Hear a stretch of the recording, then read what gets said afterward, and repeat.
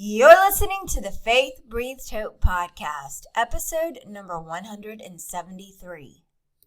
Living in the past is not time well spent. However, pausing to reflect on God's goodness in our lives gives hope and reminds us that He is near. Join me as we take a walk down memory lane and reflect on the top 15 episodes from Season 1 of Faith Breathed Hope.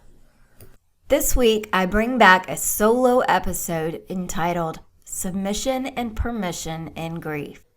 If you are currently grieving the loss of a loved one or know someone who is, Life After Losing a Loved One, How to Turn Grief into Hope, Strength, and Purpose was written to help you move forward in your great pain. In the book, I walk you through the grieving process so that you understand thoughts that sit alongside grief and provide practical steps to encourage you to process your emotional journey while caring for your physical, spiritual, and mental needs. You can grab Life After Losing a Loved One, How to Turn Grief into Hope, Strength, and Purpose on Amazon, along with the first grief book in our children's series based on the fruit of the Spirit, Adventures of Lily and Izzy B, The Imagination Journey. Look for the second book of the Adventures of Lily and Izzy B, The Gift of Love, coming soon.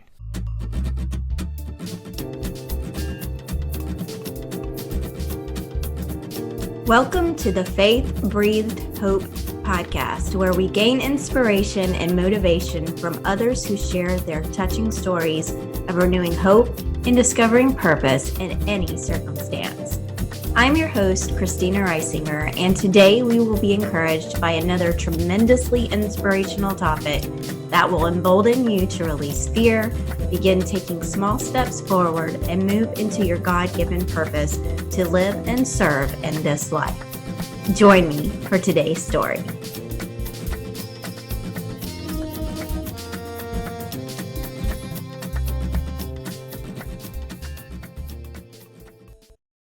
Hello, everyone. Today I am going solo. So I was looking for a quote that I wanted to share with you today that expressed the importance of getting started once you have made any decision for change. So getting started is going to be the most difficult part of any process. In the process of getting started, we begin to rationalize and allow emotions to overtake our initial desires. Instead of believing that we can, fear and anger, resentment, doubt, guilt, lack of self-confidence, and a host of other thoughts and emotions creep into our minds and change the I cans to I can'ts or I never will. In grief, I can imagine the part of you at least desire to move forward and not sit in any misery, so that you can enjoy the extent of your earthly life. At least that desire is there. For me, moving forward started with a single step, and in fact, I said a single stair step. I remember in the NICU, we had a lot to face with our daughter. She was sick and was not expected to live. We were told actually that she would not make it through birth, and then certainly wouldn't make it past birth if she was born alive. And then we spent 5.5 months in the NICU and were told that she would not make it in the NICU either. After about 5.5 months, then our daughter's neonatologist said that he was surprised that she was such a fighter, and we received news that he was willing to allow her to have a much-needed surgery that would bring her home to us, hopefully, if the surgery had gone well. And it did. So we were able to bring her home for about 5 months, sorry. So it was probably during one of the meetings with her medical team in the NICU that I adopted the stair-step philosophy, or the concept rather, and we were discussing her care, and I said I just wanted to take it one step at a time. It was too overwhelming to think about, how far we had to go. We knew we had to go far. We knew we had a big fight on our hands, and all I could process was one step at a time. And at the time I called it one stair step at a time. So I think that was pretty relevant to how we grieve. And after and before the anticipatory grief, it takes a lot of energy out of us. It takes a toll on our emotions. And then, of course, once our loved one has passed away, that grief continues to take a toll on our emotions and just takes our energy. All the things that we need to do in life are not as important as that grieving process. Our daughter Isabella lived for 10 and a half months, and the first 2 years after her passing were extremely difficult for me as a mother, as I'm sure you can imagine. I did not understand why a God who I knew had the capability to heal did not do so. I was really believing for, I guess, total healing. I knew that God had that capability, and I knew that He could do it. And so that was my prayer. I was asking for total healing. And when that was not what happened, I had a lot of questions. Grief leads us to a place where we have a lot of questions. We question ourselves, we question our judgment, we question everything that happened while our loved one was here. And then we question, why we do things and could we have done more? I call it the woulda, coulda, shouldas. And those are very prevalent after we have a big loss. And I certainly had a lot of those, especially for the first couple of years. Grieving is just so different for all of us. I think that is the one thing we can all agree on, is that we go through grief in different ways. We are different people with different personalities and different experiences, and not one of us goes through things the same way. And even I would go as far as to say that we grieve differently as we have different places in life. We go through different rites of passage where in one place our grief may look a certain way, and then a couple of years later it may look completely different. Had I lost Isabella 10 years ago, it would have looked a lot different than it did in 2016. If she had been my first child, it would have looked different than it did when she was my fourth child, which she was.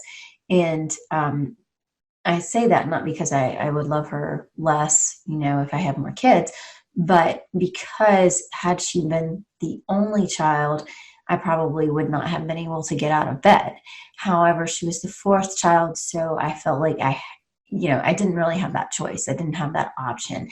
I had a lot of people who depended on me, and I had to take care of them and make sure that their little hearts were carried through as well. Over time, I have learned that what I really needed was to submit to the Lord and know that He ultimately knew what is best for me and our family. That's very hard to see when you're in the middle of a lot of pain. It is very difficult to understand, but I do believe that the Lord loves us. I do believe that He wants the best for us.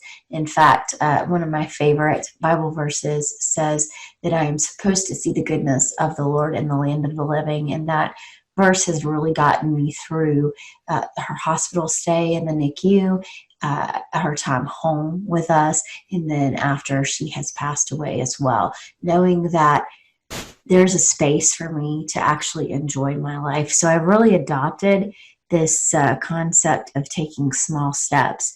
And I brought that from the NICU, and I said the small stair steps while we were going through her care to after she had passed away. And it's almost been about 4 years now. It will be 4 years in December for us.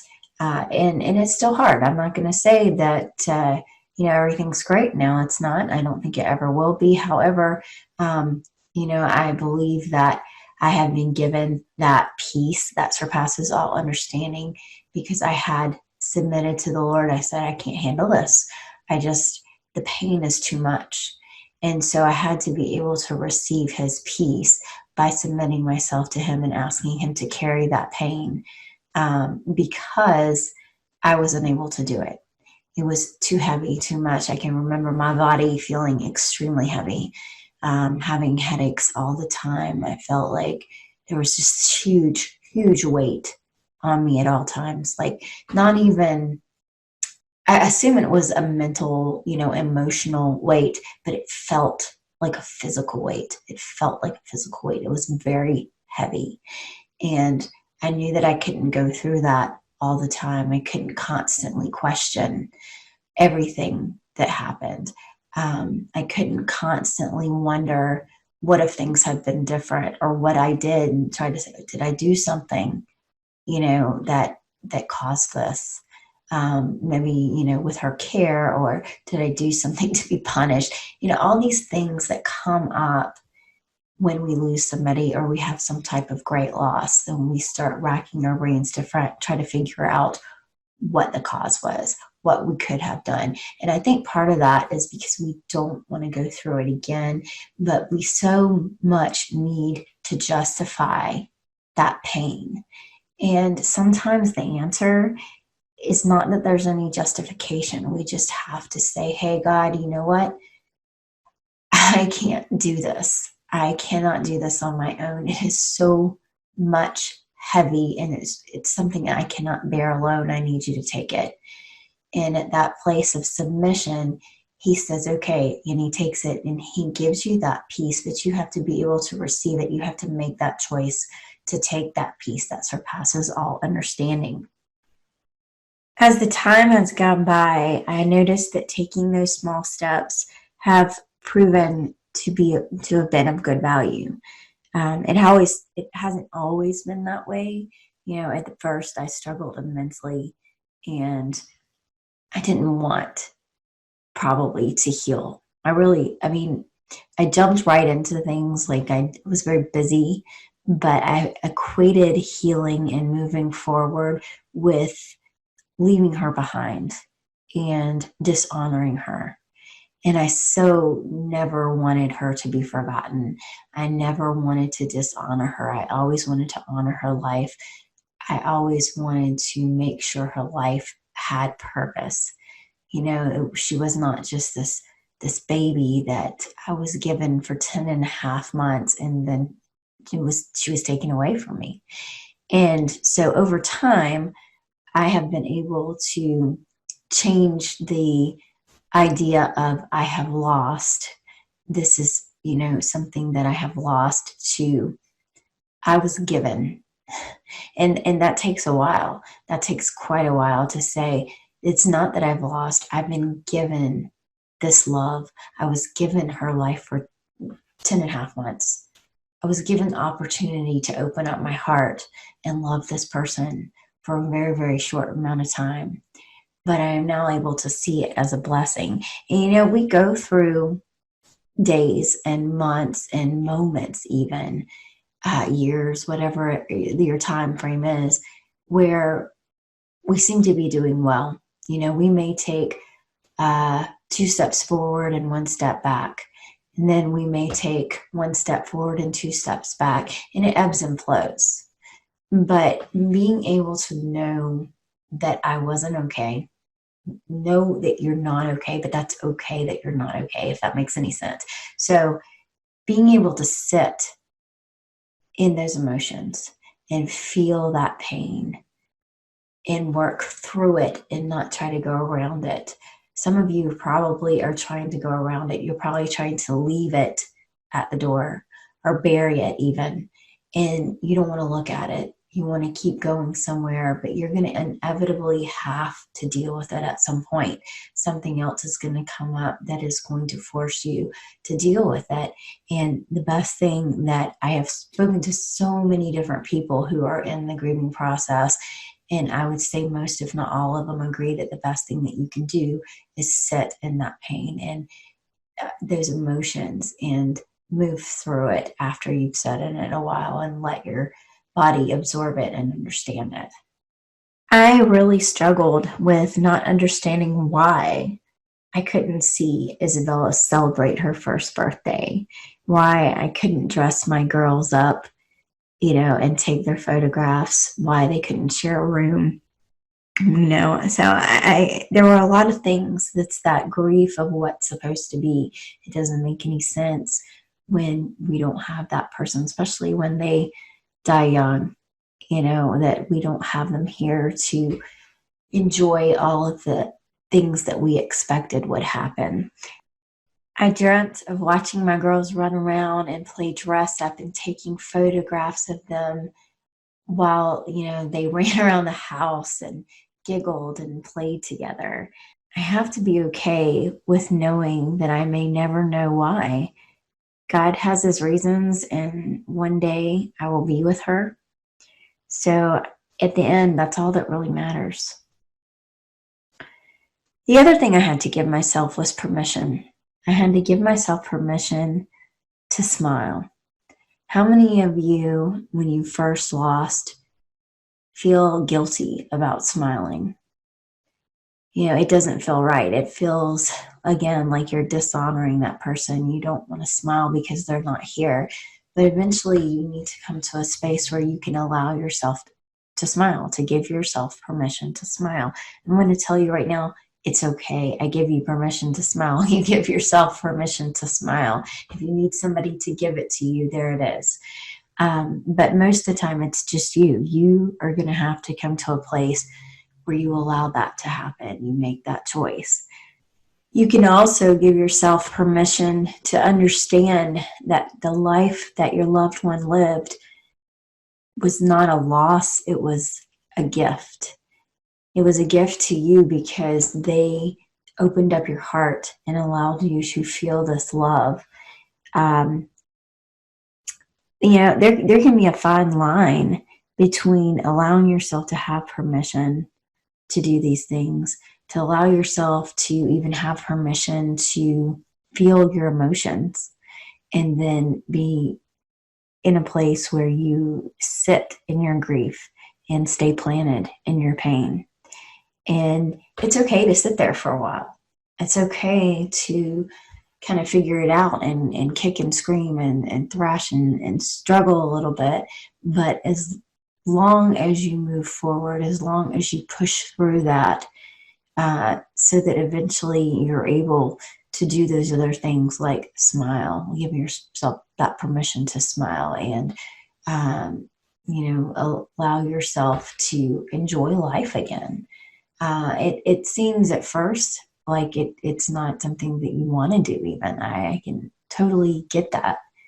But eventually, you hopefully will come to the place where you do have that you have made that choice, and you have given yourself that permission to walk forward, and you have that understanding that their life is a gift and that you are still able to live this life and enjoy this life.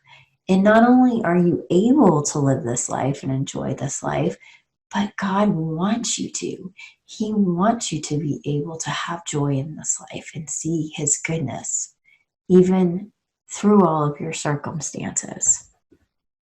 I may never get to give Isabella roses at her first ballet recital, or take photographs of her and her sister as they play dress up in their Elsa costumes.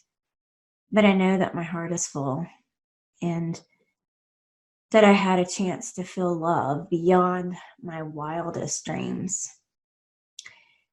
In that quote that I was mentioning earlier, I never found the exact one, but I found the one that I feel is just a little better.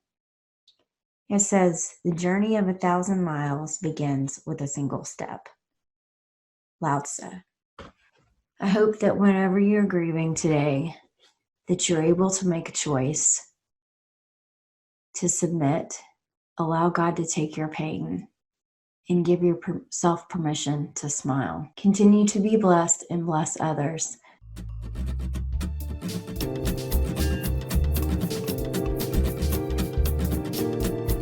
And I want to thank you for joining us on Faith Breathed Hope, where you gain inspiration and motivation to renew hope and discover purpose in any circumstance. Please like and share this podcast and give us a review on iTunes. Be blessed.